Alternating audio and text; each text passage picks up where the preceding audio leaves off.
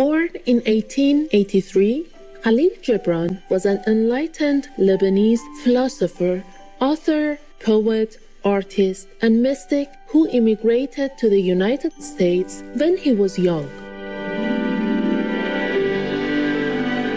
As a writer, he inspired a transformation in Arabic literature with his simple and direct style, as well as his choice of highly relatable themes.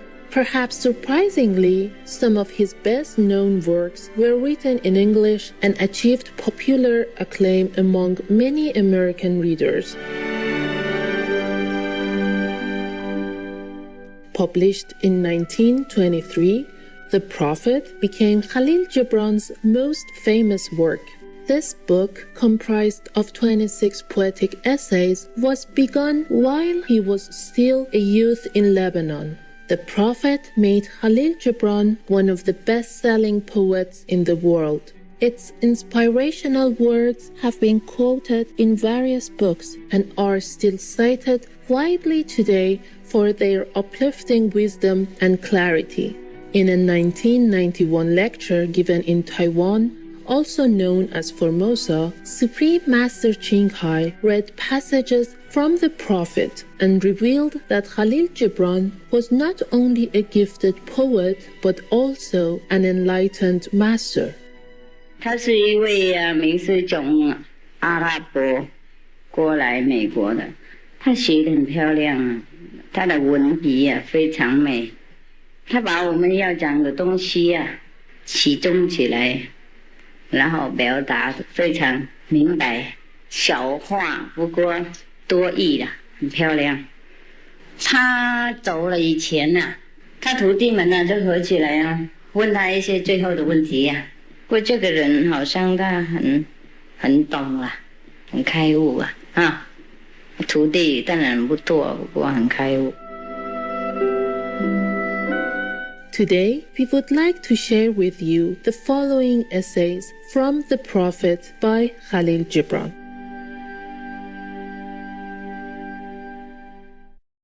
Beauty. And a poet said, "Speak to us of beauty." And he answered, "Where shall you seek beauty? And how shall you find her unless she herself be your way and your guide? And how shall you speak of her except she be the weaver of your speech?" The aggrieved and the injured say, "Beauty is kind and gentle. Like a young mother, half shy of her own glory, she walks among us." And the passionate say, "Nay, beauty is the thing of might and dread. Like the tempest, she shakes the earth beneath us and the sky above us." The tired and the weary say, "Beauty is of soft whisperings. She speaks in our spirit. Her voice yields to our silences like a faint light that quivers in fear of the shadow." But the restless say, "We have heard her shouting among the mountains, and with her cries came the sound of hoofs, and the beating of wings, and the roaring of lions." At night, the watchmen of the city say, "Beauty shall rise with the dawn from the east." And at noontide, the toilers and the wayfarers say, "We have seen her leaning over the earth from the windows of the sunset." In winter say the snowbound, "She shall come with the spring leaping upon the hills." And in the summer heat, the reapers say, "We have seen her dancing with the autumn leaves, and we saw a drift of snow in her hair." All these things have you said of beauty, yet in truth you spoke not of her, but of needs unsatisfied. And beauty is not a need, but an ecstasy. It is not a mouth thirsting, nor an empty hand stretched forth, but rather a heart inflamed and a soul enchanted. It is not the image you would see, nor the song you would hear.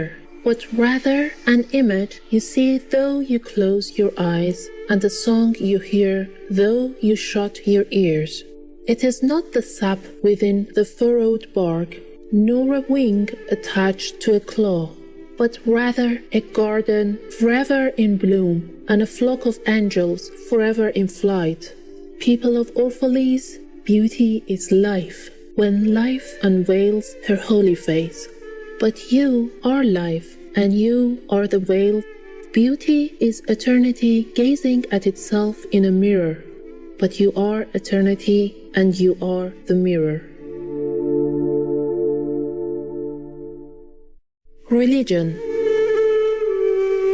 And an old priest said, "Speak to us of religion." And he said, "Have I spoken this day of anything else? Is not religion all deeds and all reflection? And that which is neither deed nor reflection, but a wonder and a surprise ever springing in the soul, even while the hands hew the stone or tend the loom?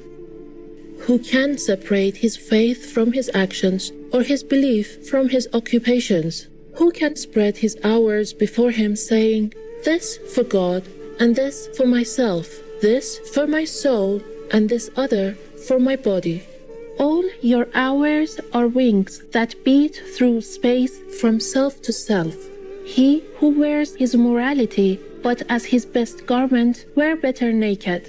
The wind and the sun will tear no holes in his skin."